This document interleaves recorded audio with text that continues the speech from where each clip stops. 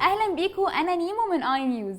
اي يعني تكنولوجي، نيوز يعني انا وانت اللي هنعمل الخبر.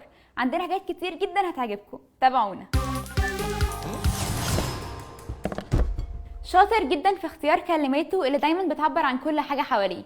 في دقيقه ممكن يقول ابيات شعر وصوته دايما طالع من قلبه. تعالوا نشوف اشرف هيقول لنا ايه ونرجع تاني.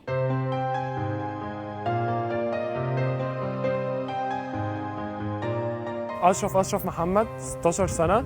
أنا أكتر حاجة بعملها إلقاء الشعر كأداء تمثيلي. أول مرة كنت سمعت حاجة لهشام الجح، في مرة كنت بسمع فوالدتي دخلت عليا، فأنا من كتر ما بسمع له بدأت أحفظ حاجات. طبعا أكتر حد شجعني هي والدتي، هي اللي دايما كانت ورايا ودايما هي اللي ادتني البوش لقدام. هو طبعا أنا في المدرسة الحمد لله مفيش حد ما يعرفنيش، بس هي احلى حاجه في الموضوع ان انا يعني بتلمس اللي قدامك. ابتديت اكتب شعر متاخر، سن ثالثه اعدادي او اولى ثانوي. يعني كانوا طالبين في المدرسه قصيده. انا كتبت 4 قصايد، بس ما بيستهوانيش الكتابه زي ما بيستهواني الالقاء. لما يبقى في حد من اول ميلاده يسالوه نفسك في ايه، يقول لهم نفسي ابقى ظابط. ايوه كان باين عليه نفسه يخدم مصر يفديها بروحه. كان يلم عيال صحابه قوام يروحوا بعد ما ياخدوا العيدية يشتري له بندقية.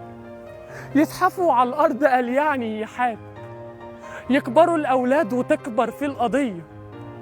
يسألوه نفسك في إيه، يقول لهم نفسي أبقى ظابط.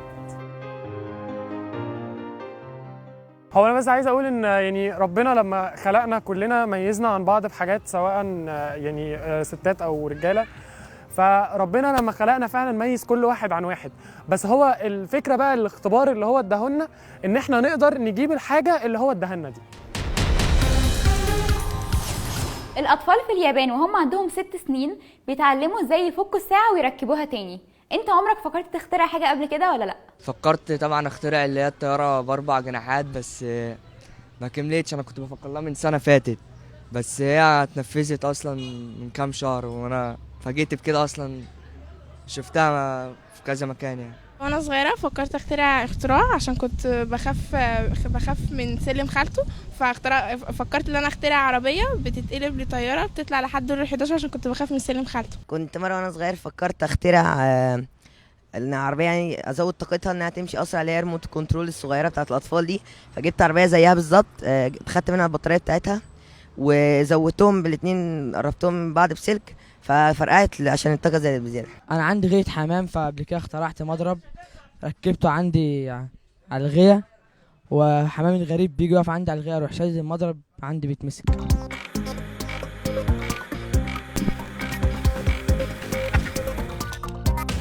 كلنا سمعنا عن الاطفال اللي بتغرق في مراكب الهجره غير شرعيه. ايه رايك في الاطفال اللي بيقرروا يهاجروا بالطريقه دي؟ بالنسبه لموضوع الهجره الغير الشرعيه دوت، يعني انا مش برجح الموضوع ده قوي، لانه برضو فيه مخاطره، ممكن يحصل له حاجه كده. بس اكيد كل واحد هو عنده اسبابه، يعني مثلا سواء رايح مثلا عشان الفلوس. اكترهم هما مهاجرين طبعا بيموتوا زي اللي غرقوا، واكترهم يعني 1% بيعيشوا او بيفضلوا.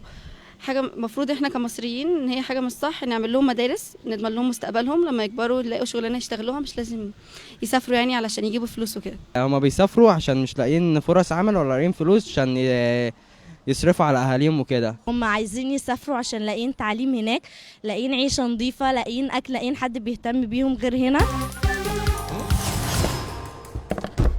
الهضبة عمرو دياب احتفل بعيد ميلاده ال55 وحط فيديو للاحتفال على الفيسبوك. الفيديو جاب مشاهدة مليون في أقل من 9 ساعات. الطفل السعودي بتال عبد الرحمن عنده 5 سنين. الطفل ده حصل على لقب أصغر غواص في العالم، وده طبعا بعد ما حطم الرقم القياسي، وعشان كده اسمه هينزل في موسوعة جينيس. تعالوا نشوف هنقدم لكم ايه في الفقرة اللي جاية. أنا يوسف رامز، أنا ثانوية عامة السنة دي. أنا بحب حاجة اسمها التمثيل دي حاجة دايما في روحي، يعني حسيت إن أنا اتولدت بيه وإن أنا متميز في التمثيل. حابب إن أنا أحكي التمثيل مثلا إيه اللي غيره في حياتي. التمثيل خلاني واثق من نفسي، ما اخافش من حاجة أبدا، أقف قدام الناس اتكلم معبر عن حياتي، ابقى شخص اجتماعي. خلاني محبوب وسط الناس علشان بمثل، بقلد، بضحك مع الناس.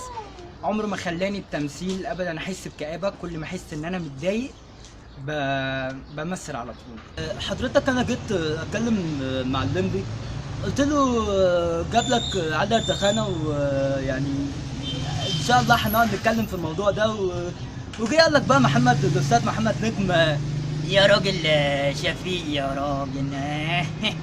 وقال لك الليمبي هيقعد يعمل كده، وقال لك بقى سياده الرئيس السادات مره واحده جه وقال لك